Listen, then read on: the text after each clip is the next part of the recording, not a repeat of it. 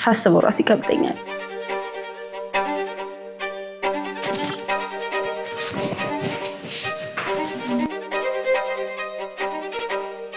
የትኛው ካሜራ ነው? ይሄ ነው።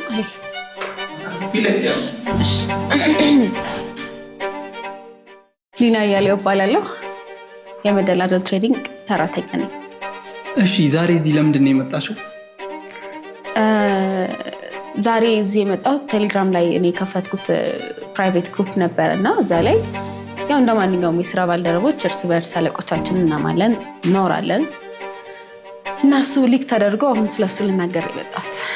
አክቹሊ ግን በትክክል ምንድን ነው ያወራችሁት? ያው ይሄ ነው ልልህ አልችልም። ገብቶሃል?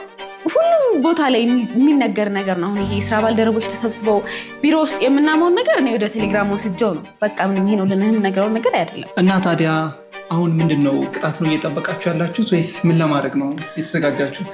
አዎ እኛ ቀልድ ነው ብሎ ያሰብነው ነገር እንደ ቀልድ ያዩት አይመስለኝም። አልተረዱትም ቀልዱን እና በቃ ቅጣት መቀጣት አለባችሁ ከተባልንም ሳስበው ራሱ ይከብደኛል። በጣም ሆሪፋይንግ የሆነ ነገር ነው። ግን በቃ ቅዳሜን ሙሉ ቀን መግባት እንችላለን። ከዚህ በላይ ቅጣት አለ ብዬ አላስብም።